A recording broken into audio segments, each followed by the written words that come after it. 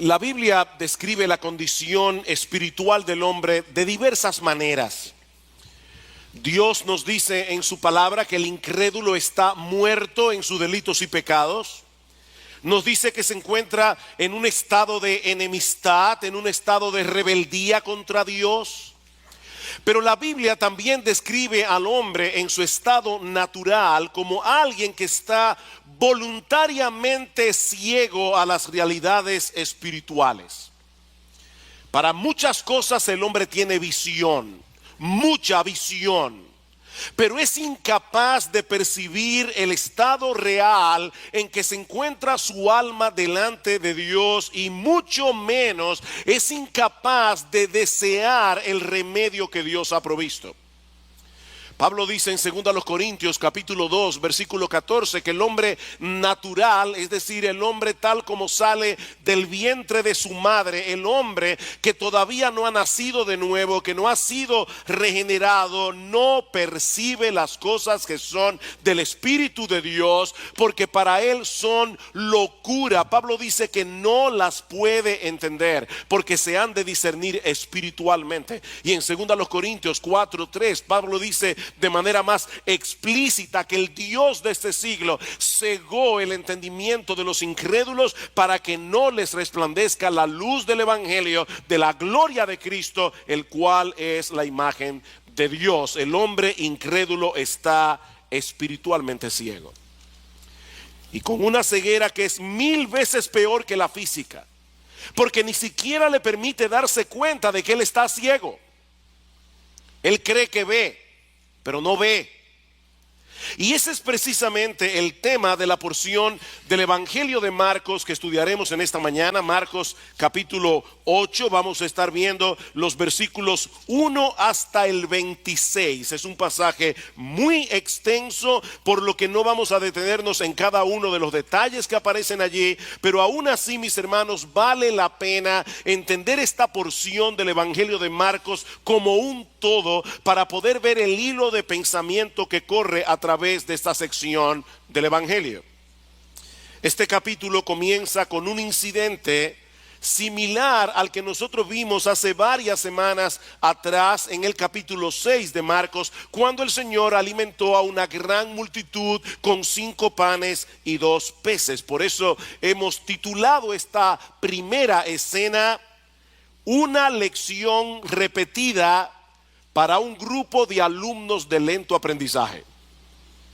¿Qué es lo primero que nosotros tenemos en los versículos 1 al 9 del capítulo 8 del Evangelio de Marcos? Una lección repetida para un grupo de alumnos de lento aprendizaje. Marcos capítulo 8 versículos 1 al 3. En aquellos días, es decir, que Marcos está conectando lo que él ha venido describiendo del ministerio de Jesús en esa región llamada Decápolis, al otro lado del Jordán. Dice: en aquellos días, cuando de nuevo había una gran multitud que no tenía que comer, Jesús llamó a sus discípulos y les dijo: tengo compasión de la multitud, porque hace ya 3 días que están conmigo y no tienen que comer. Y si los despido sin comer a sus casas, desfallecerán en el camino, pues algunos de ellos han venido de lejos.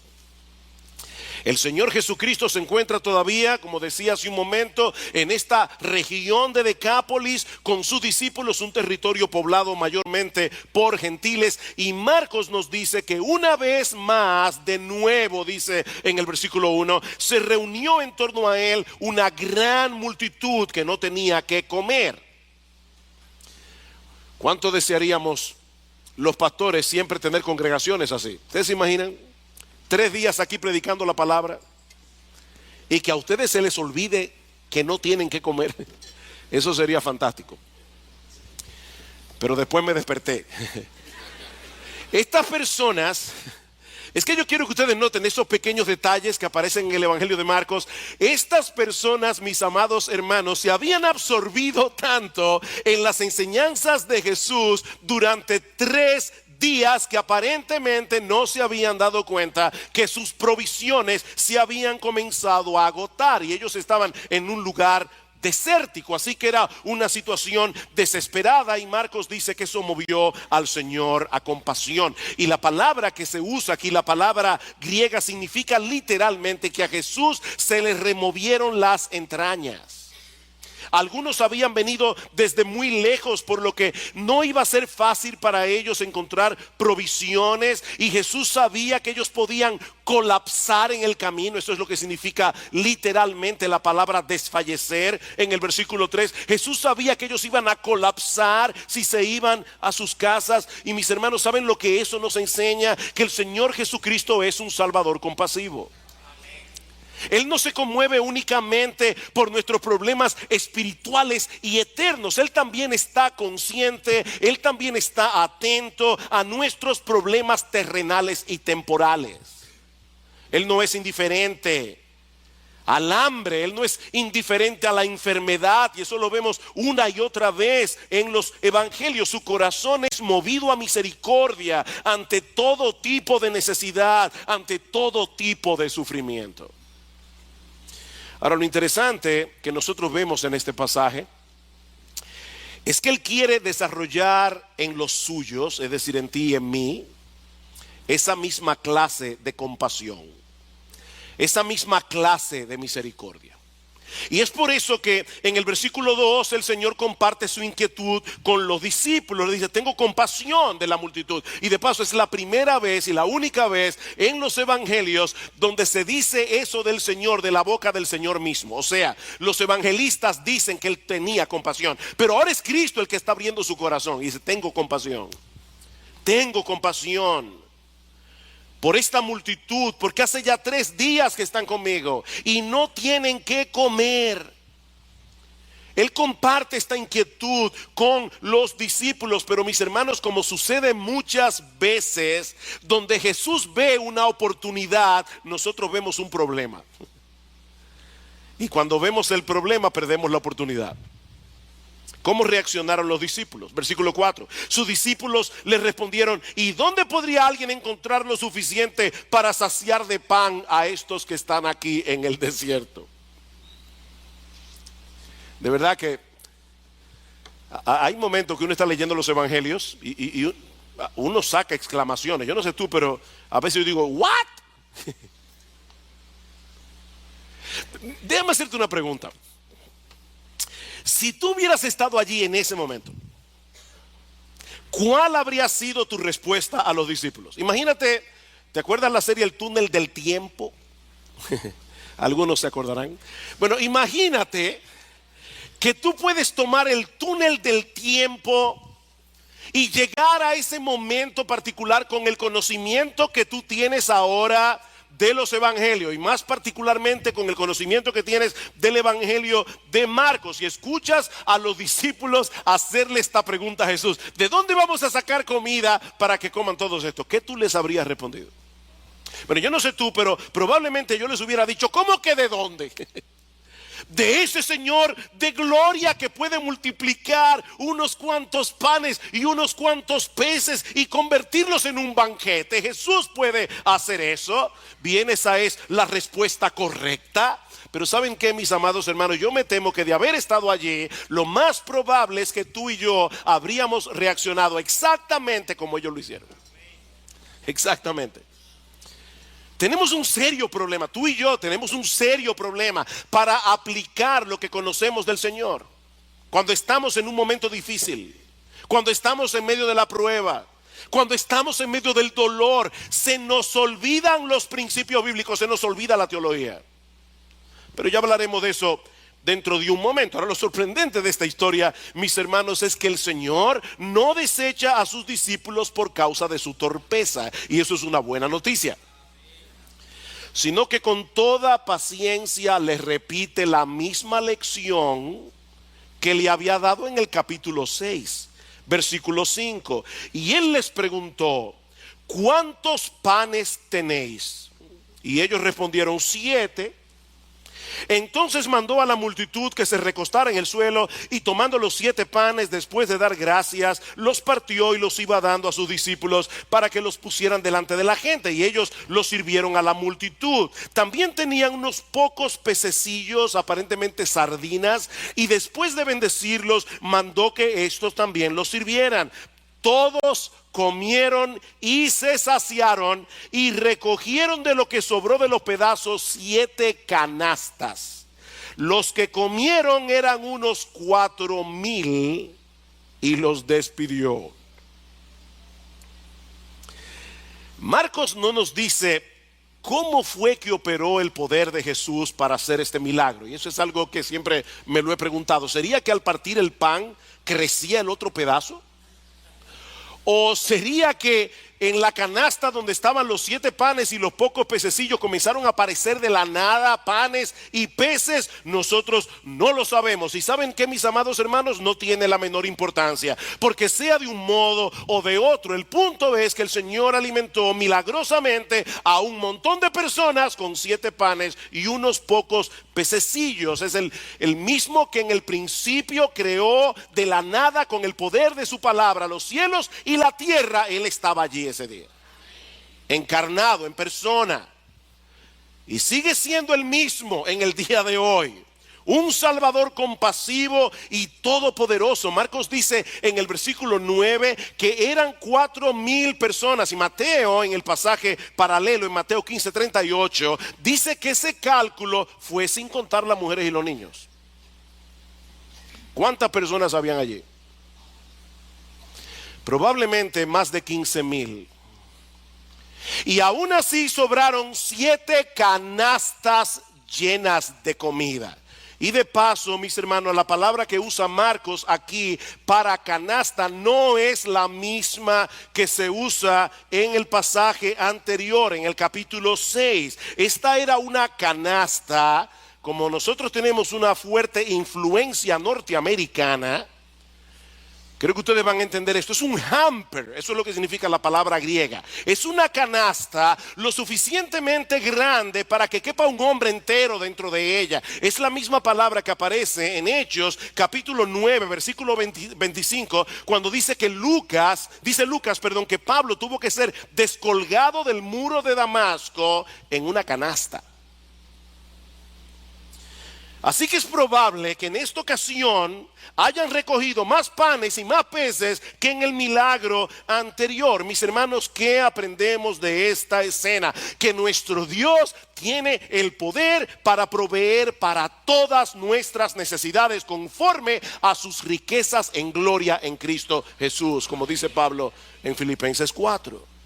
Él es un Dios confiable, Él es un Dios poderoso, Él es un Dios compasivo. Nosotros podemos echar nuestras cargas, podemos echar nuestras ansiedades sobre Él, porque Él tiene cuidado de nosotros, como dice el apóstol Pedro. Lamentablemente e increíblemente, hay muchos que no quieren a ese Salvador reinando en sus vidas. Y por eso cierran sus ojos a toda evidencia, como vemos en la siguiente escena del pasaje, que yo he titulado Palabras de juicio para un grupo de ciegos que no quiere ver.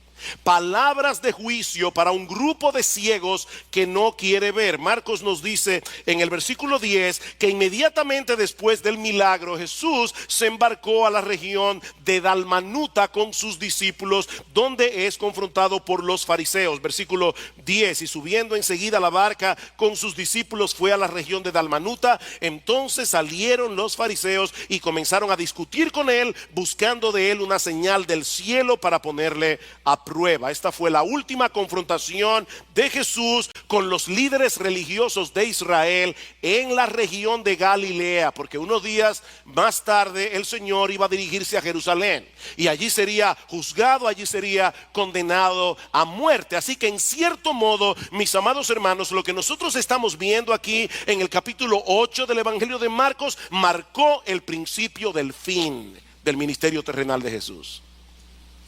Y es interesante notar que los fariseos fueron a buscar a Jesús para discutir con él. No fue que se encontraron con Jesús por accidente. Ellos andaban detrás de Jesús. ¿Y saben por qué andaban detrás de Jesús? Porque estos hombres no soportaban el evangelio de la gracia. Ellos andaban detrás de Jesús porque ellos estaban tan absortos en su propia justicia que ellos odiaban el evangelio. El evangelio era un insulto para estos hombres. Y ellos veían a las personas yéndose detrás de Jesús y estaban preocupados y querían desacreditar al Señor delante de todo el mundo. Y por eso es que le piden una señal del cielo. ¿Notaron eso? Danos una señal del cielo. Y ese detalle es importante. Los judíos pensaban que Satanás podía imitar los milagros de Dios siempre y cuando se tratara de cosas que ocurrían aquí en la tierra. Pero ellos creían que Satanás no puede imitar los milagros que ocurren en el cielo. Y eso es precisamente lo que ellos están pidiendo aquí. No vengas con esos milagros que tú haces aquí en la tierra, porque ya sabemos que el diablo puede hacerlos también. Haz algo verdaderamente extraordinario, algo que tenga que provenir directamente del trono de Dios. Detén el sol como hizo Josué en Gabaón, o haz que llueva fuego del cielo como hizo Elías. Eso es lo que nosotros queremos, una señal del cielo. No venga con un milagrito aquí, no. ¿Cuál fue la respuesta de Jesús a esta ridícula petición? Versículo 12. Suspirando profundamente en su espíritu, dijo: ¿por qué pide señal esta generación? En verdad os digo que no se le dará señal a esta generación. Y dejándolos, se embarcó otra vez y se fue al otro lado. Mira, si tú vas delante de alguien y le demandas algo y su reacción es un profundo suspiro, déjame decirte algo, puedes estar seguro que lo que sigue no será nada bueno. Ese suspiro de Jesús fue una fuerte reprensión a este grupo de hombres que había determinado rechazarle a él como el Mesías profetizado en el Antiguo Testamento. No importa las evidencias que lo señalaban a él como el Mesías. Ahora, hermanos, para poder entender lo que está sucediendo aquí, es necesario que nosotros vayamos al capítulo 6 del Evangelio de Juan. No tienen que buscarlo, pero luego del primer milagro de la multiplicación de los panes y los peces, los judíos le hicieron a Jesús una petición similar. Dice en Juan capítulo 6 versículo 30: ¿qué señal haces tú para que veamos y te creamos? Nuestros padres comieron el maná en el desierto, como está escrito: pan del cielo les dio a comer. Y Jesús les dijo: de cierto os digo, no os dio Moisés el pan del cielo, mas mi Padre os da el verdadero pan del cielo, porque el pan de Dios es aquel que descendió del cielo y da vida al mundo. En otras palabras, Jesús les está diciendo: ¿ustedes creen que Dios autenticó a Moisés porque les dio a comer el maná en el desierto? No, yo soy el verdadero pan que descendió del cielo para darles vida.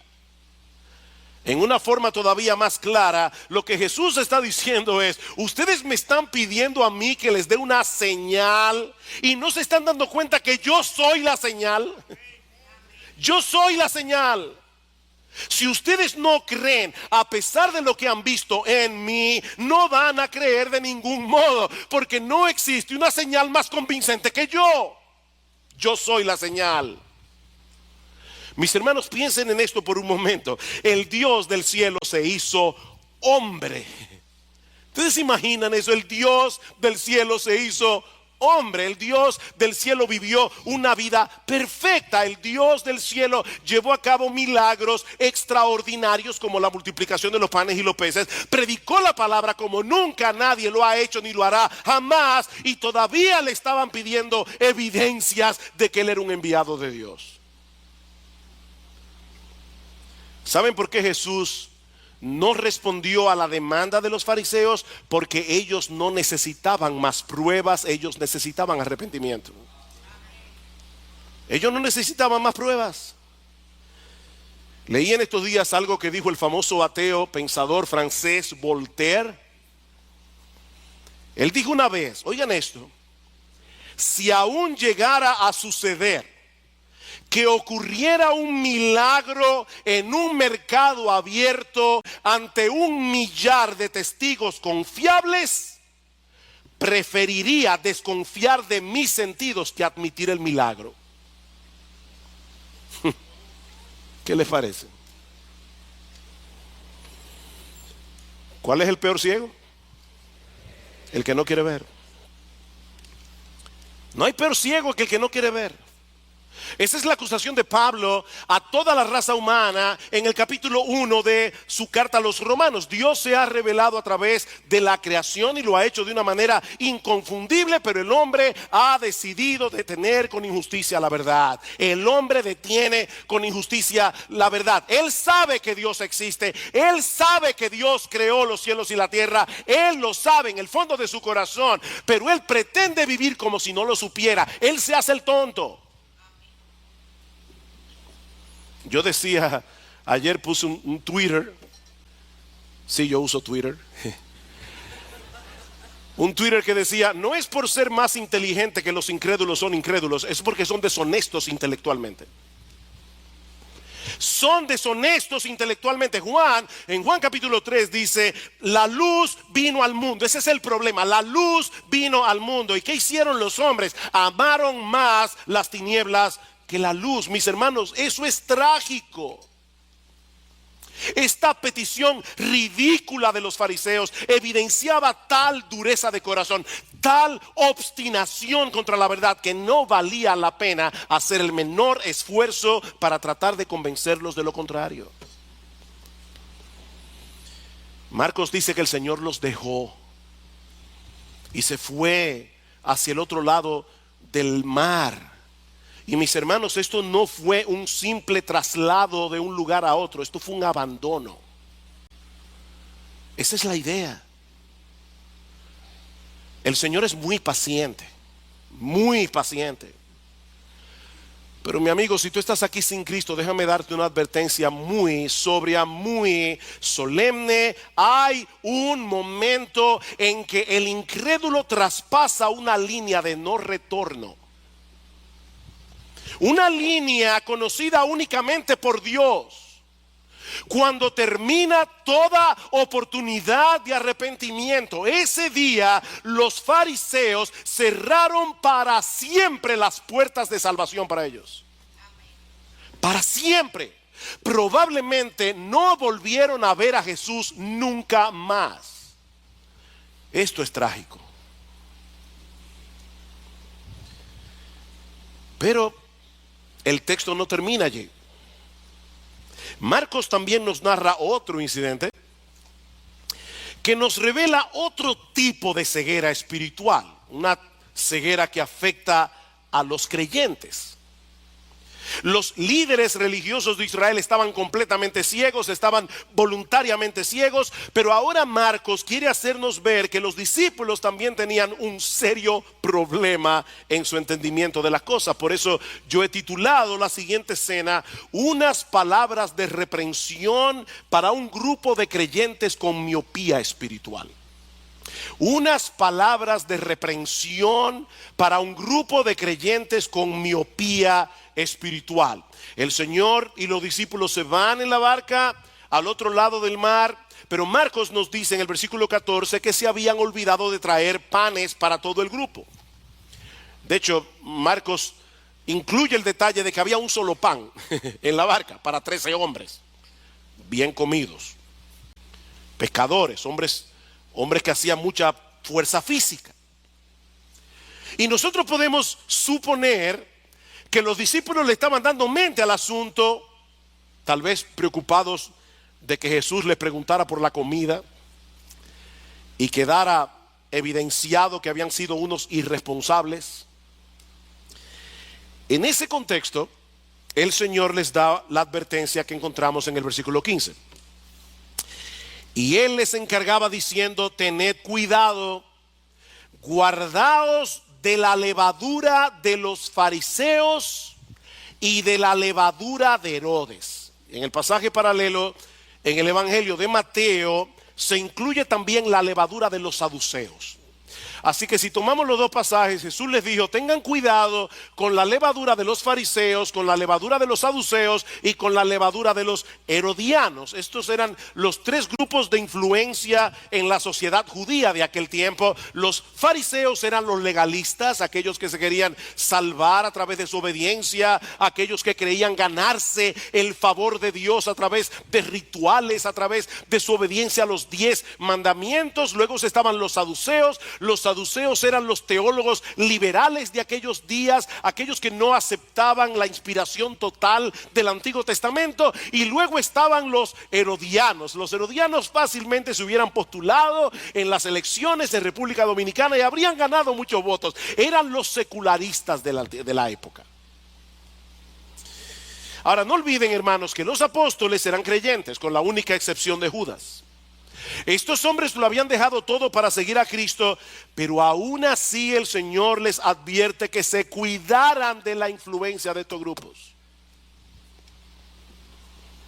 Cuídense de esa levadura. Ustedes saben lo que hace la levadura, ¿verdad? Usted pone un poquito de levadura en la masa del pan y esa levadura leuda todo, afecta todo. Bueno, por esa razón la levadura se usa en la Biblia metafóricamente para señalar algo que nos puede parecer pequeño, pero que puede traer una significativa alteración en todo lo que toca. De ahí que la levadura vino a ser un símbolo de aquello que corrompe, de aquello que destruye.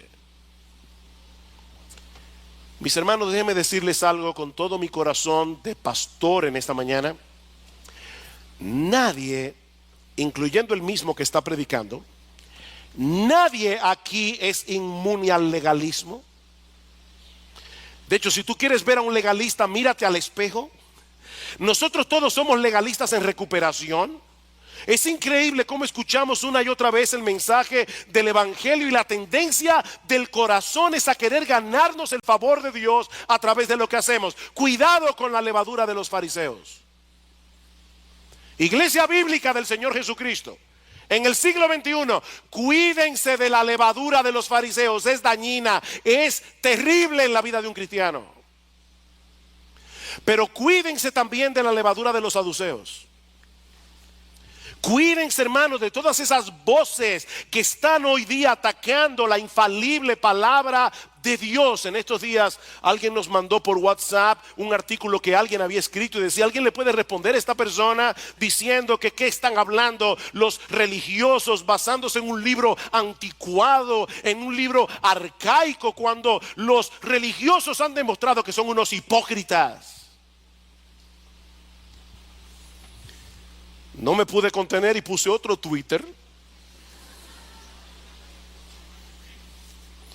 No recuerdo exactamente cómo decía, pero era algo como esto: la hipocresía siempre estará presente en todo grupo religioso, pero Jesús sigue siendo la verdad y la Biblia sigue siendo su palabra.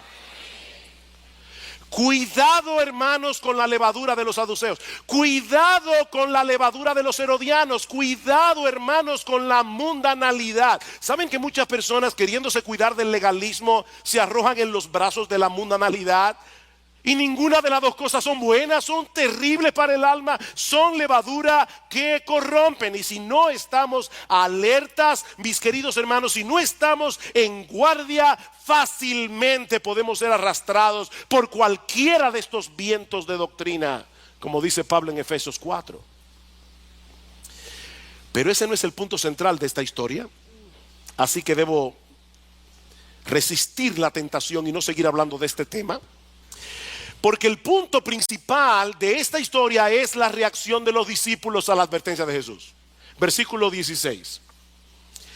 Y ellos discutían entre sí que no tenían panes. Hermanos, no pierdas el hilo de la historia para que entiendas lo que está sucediendo aquí. Y por eso es que quise predicar de estos 26 versículos juntos, porque es que están conectados. El Señor acaba de repetir el milagro de la multiplicación de los panes y los peces, no se olviden eso. Pero cuando los discípulos se dan cuenta que solo tenían un pan en la barca, comienzan a preocuparse. ¿Alguna vez a ti te ha pasado que tú estás tan preocupado por algo que todo lo que escuchas lo interpretas a la luz de esa preocupación, aunque no tenga nada que ver con eso? Yo creo que eso fue lo que pasó aquí. Los discípulos estaban tan preocupados por el tema del pan que desde que ellos escucharon la palabra levadura no escucharon nada más. Increíble. Miren, mis hermanos, déjenme decirles algo. Nuestras preocupaciones terrenales no se quedan fuera cuando ustedes vienen a la iglesia. Ellas entran con ustedes aquí y se sientan con ustedes aquí en el servicio de adoración. Y si no estamos alerta, nuestras preocupaciones pueden anular el impacto de la predicación de la palabra de Dios en nuestros corazones. Dice en Marcos capítulo 4 versículo 19 que las preocupaciones por las cosas de este mundo ahogan la palabra y la hacen estéril, la hacen infructuosa. Pregunta: ¿cómo podemos combatir eso? Pero yo pienso que la respuesta se encuentra en el pasaje paralelo otra vez en el Evangelio de Mateo. Dice en Mateo capítulo 16 versículo 18 que el Señor introdujo estas preguntas que aparecen en Marcos capítulo 8 diciendo a los discípulos: hombres de poca fe. Esa frase no la incluye Marcos. Hombres de poca fe, ¿por qué discutís entre vosotros que no tenéis pan? Ahí está la clave. El Señor estaba hablando de algo tan serio, pero ellos no pudieron entenderlo por causa de su incredulidad.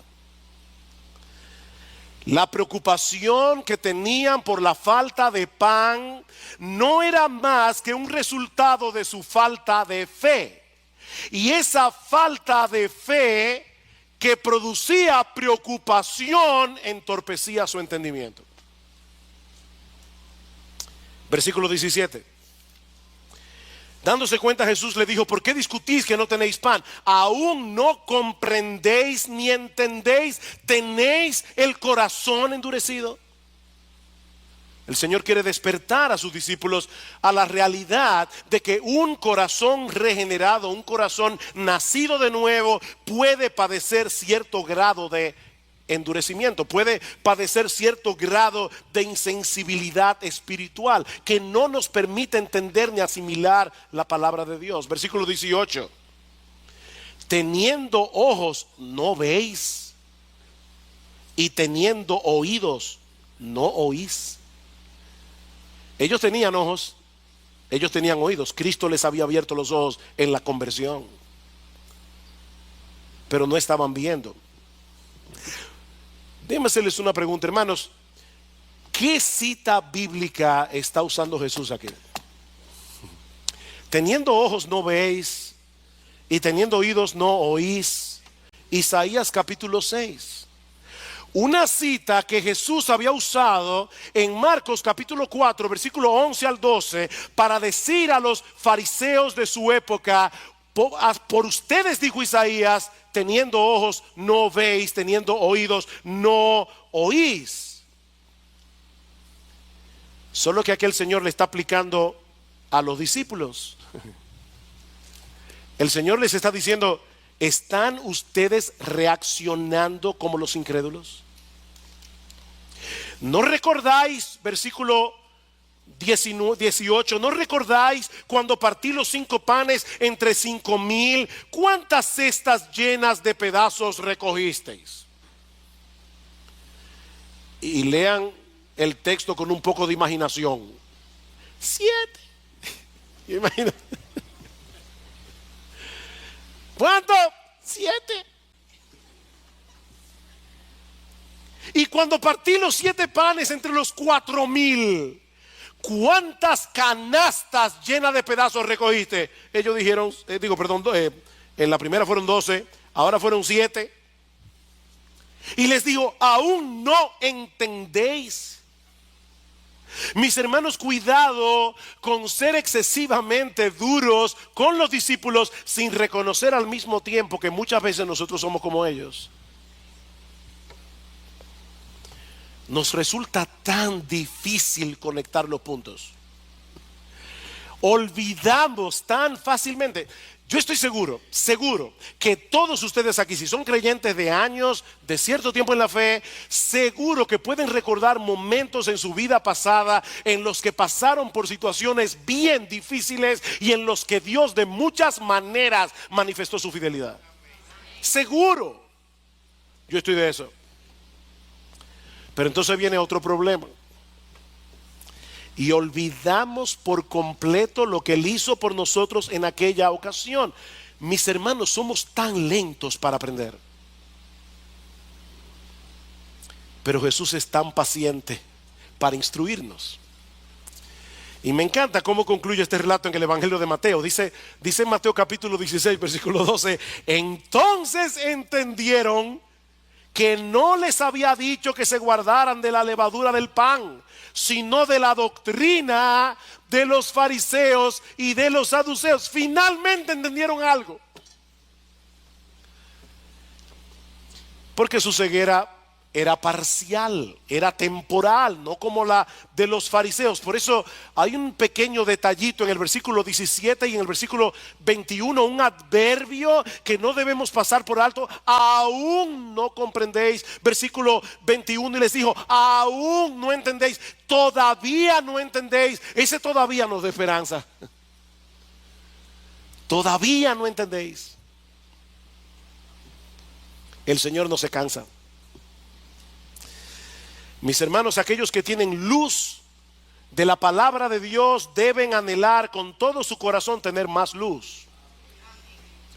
Deben orar fervientemente. Ustedes recuerdan esa oración de Pablo en Efesios capítulo 1 versículo 18, luego que Pablo ha dicho: bendito el Dios y Padre de nuestro Señor Jesucristo, que nos bendijo con toda bendición espiritual en los lugares celestiales en Cristo, según nos escogió en Él desde antes de la fundación del mundo, para ser santos y sin mancha delante de Él en amor, habiéndonos predestinado para ser adoptados hijos suyos a través de nuestro Señor Jesucristo. Y va detallando bendición tras bendición tras bendición. Pero cuando llegamos a la mitad del capítulo 1, ¿qué hace Pablo? Orar por los efesios y pedir que el entendimiento de ellos sea abierto, que el entendimiento de ellos sea iluminado, para que nosotros podamos tener una mejor comprensión de todas las bendiciones que Dios ha derramado sobre nosotros. Debemos orar que el Señor abra nuestro entendimiento. Debemos leer las Escrituras. Hermanos, esto es un tesoro. Como decía Salvador en la escuela dominical, esta es la palabra de Dios.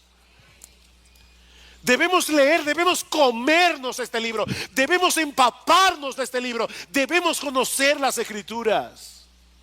Debemos leer buenos libros que nos ayuden a entenderla mejor. Debemos escuchar la predicación de la palabra con suma atención, en dependencia del Espíritu de Dios, para que la luz de la verdad de Dios despeje las tinieblas que todavía tenemos en el corazón.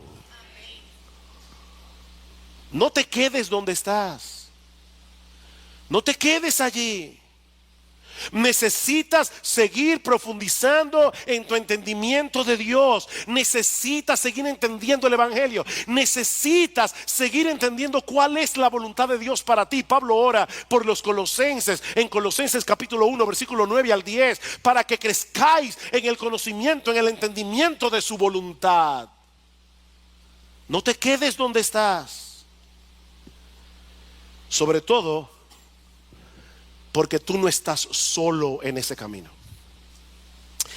Y eso nos lleva a la última escena de este pasaje, que yo he titulado Un milagro esperanzador. Marcos 8, 22. Llegaron a Betsaida y le trajeron un ciego y le rogaron que lo tocara.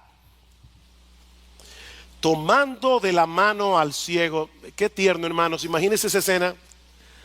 Al Señor Jesús tomando la mano de este hombre y llevándolo lejos de la multitud, dice, tomando de la mano al ciego, lo sacó fuera de la aldea y después de escupir en sus ojos y de poner las manos sobre él, le preguntó, ¿ves algo? Y levantando la vista dijo, veo a los hombres, pero los veo como árboles que caminan.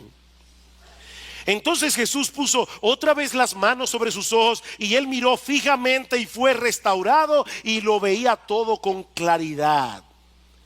Y lo envió a su casa diciendo, ni aún en la aldea entres.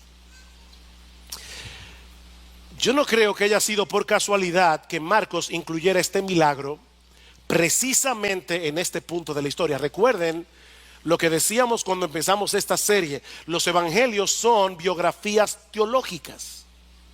Ellos no están narrando cronológicamente la vida de Jesús. Ellos están tomando lo que ellos quieren tomar para darnos una enseñanza. Y es importante entender eso porque la narración de este milagro es exclusiva de Marcos. No aparece en ningún otro de los evangelios. Así que Marcos lo mencionó por una razón, en ese punto. De hecho, este es el único milagro registrado en los evangelios hecho por Jesús en dos etapas. Todos los milagros del Señor fueron instantáneos. Jesús le dijo a Lázaro en la tumba, Lázaro, ven fuera. Y de inmediato salió de la tumba y no medio vivo. Salió completamente vivo. Instantáneamente. El Señor calmó el mar en tempestad de una sola vez. Cada milagro fue así. Excepto la sanidad de este ciego en Betsaida. ¿Por qué el Señor sanó a este hombre en dos etapas? Bueno, antes de responder esa pregunta, veamos brevemente el milagro. Brevemente, unas personas se acercan a Jesús trayendo a un ciego, les ruegan que lo sane. El Señor, ya vimos, lo toma de la mano, lo saca fuera de la aldea, probablemente para no hacer de esta sanidad un espectáculo. Jesús quería tratar con este hombre de una manera muy personal. Y una vez se aleja de la multitud, el Señor hace algo bien extraño. Niños, este fue Jesús, no hagan eso con otros. Como dicen a veces los anuncios de cosas peligrosas, no intenten hacer esto en casa. ¿Qué hizo el Señor? Escupió los ojos del ciego. De hecho, ya nosotros habíamos visto que el Señor había hecho algo similar en Marcos capítulo 7 cuando sanó a un tartamudo. Probablemente, recuerden, este hombre está ciego. El Señor quería que él percibiera de una forma tangible, algo va a pasar con mis ojos. Así que el Señor escupe los ojos del ciego y lo toca con su mano. Y así el ciego puede depositar su fe en él. Algo va a pasar. Jesús le pregunta, ¿tú ves algo? Y él dice, veo los hombres, pero como árboles que caminan. En otras palabras, él había comenzado a ver, pero todavía su visión era borrosa, la sanidad era incompleta. Así que el Señor pone las manos sobre sus ojos una vez más. Y me encanta, dice que su visión fue restaurada y que lo veía todo con claridad. Esa palabra que se traduce como claridad es una palabra compuesta del griego que significa ver de lejos con toda nitidez. Vente. La saliva de Jesús fue un láser y sanó a este individuo. Ahora bien, otra vez, hermanos, ¿por qué Jesús sanó a este ciego en dos etapas? Bueno, muchos comentaristas, y yo estoy completamente de acuerdo, entienden que Cristo quería hacerle ver a los discípulos en una forma gráfica el problema de visión que ellos tenían. Ellos necesitaban seguir avanzando en su proceso de entendimiento. Recuerden la pregunta del versículo 17, ¿es que aún no comprendéis ni entendéis? Versículo 18, teniendo ojos no veis. La visión de los apóstoles era como la de este hombre al principio. Ellos habían recibido visión espiritual cuando se convirtieron en el Señor, pero todavía era borrosa. Ellos veían las realidades espirituales como árboles que caminan. Estos hombres necesitaban crecer en su entendimiento. Y este milagro era una especie de ilustración viviente, no solo de su necesidad, sino de la obra que Jesús iba a seguir haciendo en ellos. Hay mucho que aprender, hermanos, y mucho que creer. Importante eso. Hay mucho que aprender y mucho que creer. El conocimiento teórico no sirve de nada aquí hasta que no lo aplicamos en el momento de las pruebas, hasta que no lo aplicamos en medio de las dificultades de la vida. Los discípulos vieron al Señor multiplicar panes y peces. Yo estoy seguro que si alguien les hubiera dado un examen teológico inmediatamente después del milagro y hubiera una pregunta: ¿es Jesús capaz de alimentar a un montón de personas con unos cuantos peces? Todos los apóstoles hubieran sacado 100 en el teórico. Pero cuando se subieron en la barca y se dieron cuenta de que habían olvidado el pan, entraron en pánico.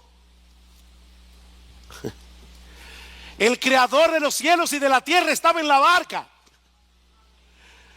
El que puede crear panes del aire estaba allí. Pero ellos estaban en pánico. Honestamente, mi hermano, tú no te ves retratado en ese cuadro.